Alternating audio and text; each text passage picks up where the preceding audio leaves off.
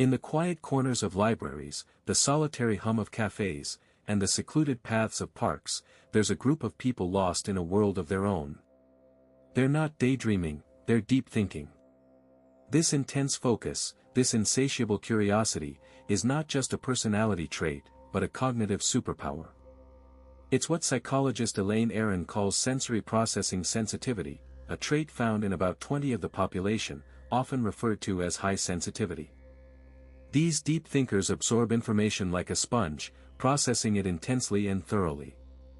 But what does this mean for their lives, their relationships, and their understanding of the world? And how can such a seemingly solitary trait be a source of strength?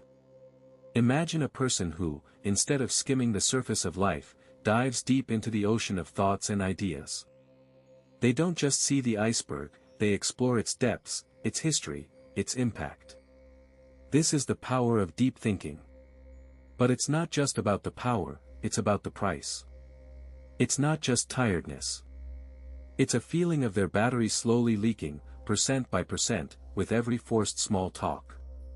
It's not just shyness. It's a pause, a careful observation, a calculated decision to speak only when it matters. It's not just anger. It's a boundary, a defense mechanism, a shield against a world that moves too fast. This is the psychology of deep thinkers, a journey into the minds of those who feel too deeply, think too much, and see too clearly. You possess an internal compass that guides you toward profound understanding, a natural inclination to dissect the world around you with a unique depth that sets you apart.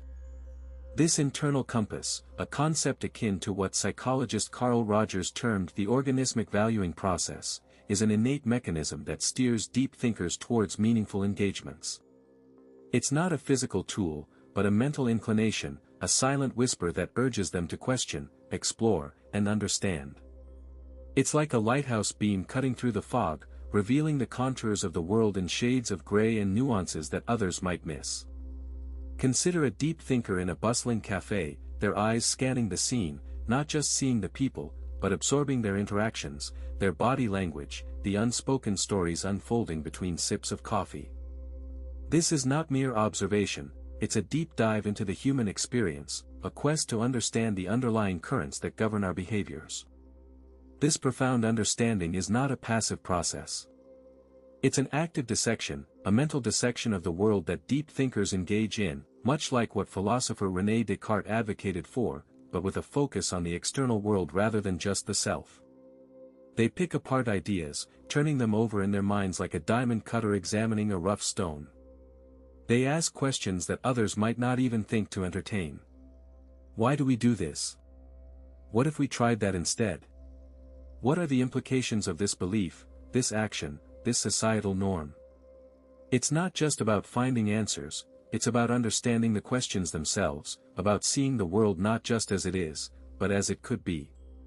This is the essence of what psychologists refer to as elaborative processing, a cognitive style characterized by a deep, thorough, and often creative analysis of information. This unique depth is not just a way of thinking, it's a way of being. It's a lens through which deep thinkers view the world, a lens that reveals the intricate patterns and hidden connections that others might overlook.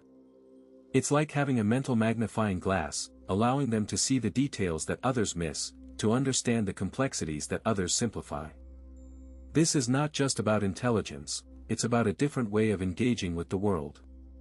It's about what psychologist Mihai Csikszentmihalyi termed flow, a state of complete absorption and focus, where the deep thinker is fully immersed in the act of understanding. This is their superpower, their secret weapon in the quest for profound understanding. And it's this depth that sets them apart, making them the explorers, the innovators, the ones who push the boundaries of human knowledge and understanding. Your mind operates like a sophisticated processor, capable of analyzing layers of information that most might overlook, turning complex patterns into clear insights. In the vast landscape of the mind, deep thinkers are akin to skilled cartographers, mapping out terrains that others might not even notice. Their cognitive processes, much like the concept of sensory processing sensitivity, allow them to absorb and process information on a deeper level. They don't just see a tree, they observe the leaves, the bark, the way the branches dance in the wind, and how the roots might be intertwined with the roots of other trees nearby. This is not just attention to detail, it's a comprehensive analysis that considers the whole ecosystem. Consider a deep thinker in a bustling cafe. While others might see a crowd of people, they see a symphony of social dynamics, a web of interactions, and a mosaic of individual stories. They notice the subtle shifts in body language, the nuances in tone of voice, and the unspoken rules that govern these social interactions. This is similar to what psychologist Carl Jung referred to as individual psychology, where the focus is on the unique patterns and perceptions of each person. Their mind is a sophisticated processor, decoding these complex patterns and turning them into clear insights. It's not just about being observant, it's about understanding the underlying mechanisms that drive these observations. The cognitive load of this constant analysis can be tremendous. It's like running multiple complex programs simultaneously, with each program demanding significant processing power. This is why deep thinkers often need solitude and quiet time. It's not just about rest, it's about giving their mind the space to process and integrate all the information they've absorbed. This concept is echoed in the work of philosopher Blaise Pascal, who noted that all of humanity's problems stem from man's inability to sit quietly in a room alone. For deep thinkers, this solitude is not a luxury, it's a necessity for their cognitive processes to function optimally. And it's in this quietude that they often find the clarity to turn their insights into actionable understanding. The moments of quiet you seek are not withdrawals, but essential periods of integration, allowing your heightened awareness to synthesize the rich data you constantly absorb. In the quiet moments, away from the incessant hum of conversation and the barrage of stimuli, something remarkable happens. It's not a retreat, but a crucial phase of mental digestion. Think of it as the brain's version of a chef refining a complex recipe. The chef doesn't just throw ingredients together and hope for the best, they carefully combine, reduce, and blend to create something extraordinary. Similarly, deep thinkers absorb vast amounts of information, and these quiet periods are when they integrate and make sense of it all. It's a process psychologist Elaine Aron, who coined the term highly sensitive person, would recognize. She described it as the need to digest experiences and reflect on them before moving on. Picture a deep thinker after a long day of socializing or navigating a bustling city. They might not feel tired in the typical sense. Instead, it's as if their mind is a computer that's been running too many programs at once. They need to close some tabs, clear the cache, and let the processor cool down. This isn't laziness, but a necessary reset. It's akin to the concept of sensory processing sensitivity, where the brain is highly attuned to subtle stimuli and needs time to process it all. During these quiet moments, they're not avoiding life, they're integrating it. These periods of integration are also when deep thinkers connect the dots. They might suddenly see patterns they hadn't noticed before, make unexpected connections, or gain insights that eluded them in the noise of the day. It's like the eureka moment Archimedes had in his bath, but for them, it's more common and less dramatic. They're not just resting, they're actively synthesizing information. This is what psychologist Mihai Csikszentmihalyi called flow, in a more introspective context.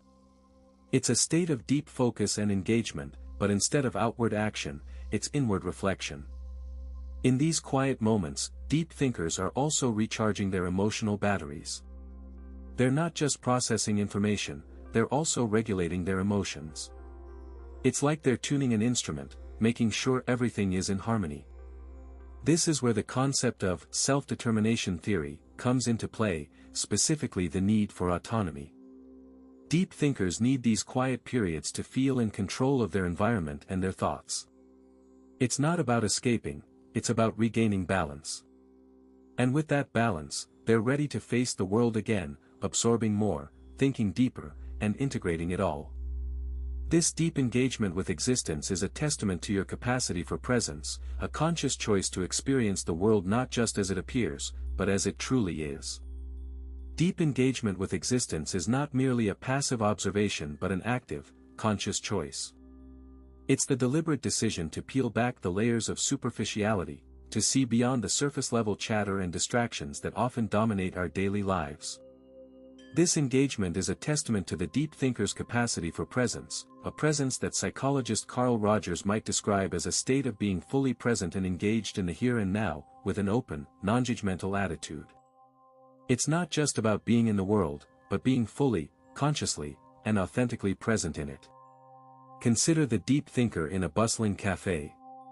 While others might be caught up in the whirl of conversations, the clatter of cups, or the hum of the espresso machine, the deep thinker is absorbed in the texture of the coffee cup's rim, the aroma that wafts up with each sip, the warmth that seeps into their hands.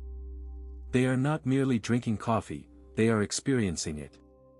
This is not a matter of sensory overload, but rather, a heightened sensitivity to the nuances of the environment, a trait often seen in individuals with sensory processing sensitivity, a concept introduced by psychologist Elaine Aron.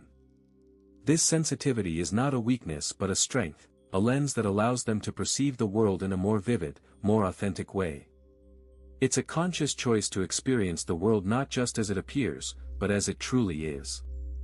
This presence, this engagement, is a form of mindfulness, a state of active, open attention to the present.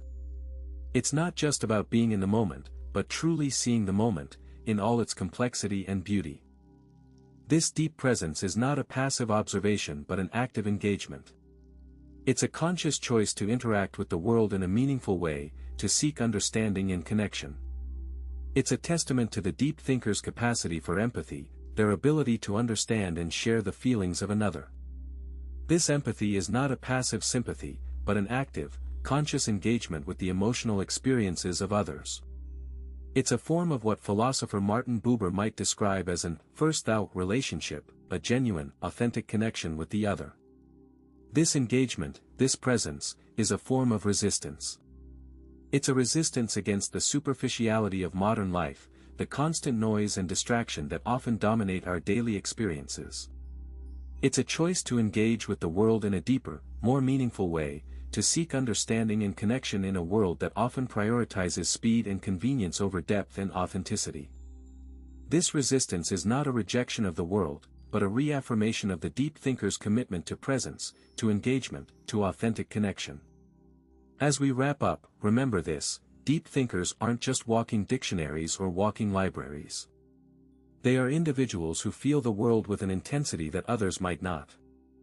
Their introspection is not a sign of weakness but a testament to their courage to explore the depths of their own minds. Their sensitivity is not a flaw but a superpower that allows them to see the world in a way that others might miss. Their need for solitude is not a sign of isolation but a necessary retreat to recharge and refuel. It's their way of practicing sensory processing sensitivity, a concept coined by psychologist Elaine Aron, which highlights their ability to process information deeply and thoroughly. They are the ones who ask the difficult questions, challenge the status quo, and push the boundaries of what is possible. They are the deep thinkers, and the world needs more of them. So, if you're a deep thinker, embrace your uniqueness. If you know one, appreciate their depth. And if you're curious about how the world works, stay tuned for our next video, where we'll dive into the psychology of curiosity and how it drives innovation.